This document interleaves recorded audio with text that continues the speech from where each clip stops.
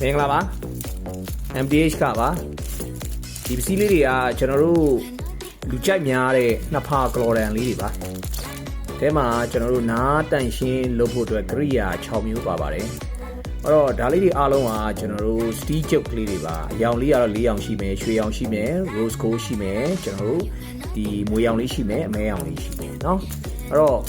ဒီကလေးအကုန်လုံးကအထဲမှာသူ့အရောင်နဲ့တူနားတန့်ရှင်းလုပ်တဲ့ကိရိယာလေးတွေ6မျိုးစီပါတယ်ဗျဒါလေးဆိုရွှေရောင်ဆိုတော့အထဲမှာ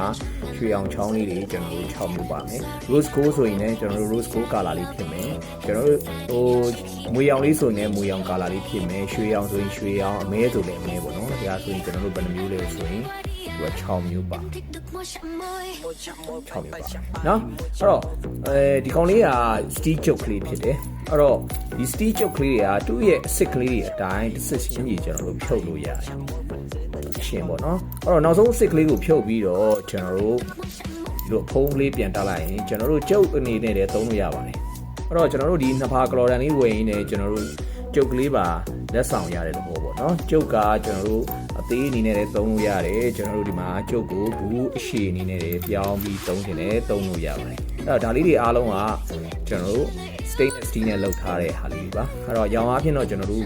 ဘယ်နှရောင်ရမလဲဆိုရင်4ရောင်ရမယ်အဲ့တော့ဒါတွေအားလုံးကကျွန်တော်တို့လူကြိုက်များတဲ့ပစ္စည်းလေးတွေပါနှစ်ဖာကလော်ဒန်လေးတွေပါကျွန်တော်တို့ဘယ်နှမျိုးပါတယ်ဆိုရင်အထဲမှာ6မျိုးပါမယ်အဲ့တော့ဒီပစ္စည်းတွေအကုန်လုံးကိုကျွန်တော်တို့စိတ်ဝင်စားလို့မှားခြင်းနဲ့ဆိုရင်ကျွန်တော်တို့ MDH ကိုချိန်ကြီးအားပါတရဆက်သွယ်ဝယ်နိုင်ပါတယ်ခင်ဗျာကျေးဇူးထူးတင်ပါတယ်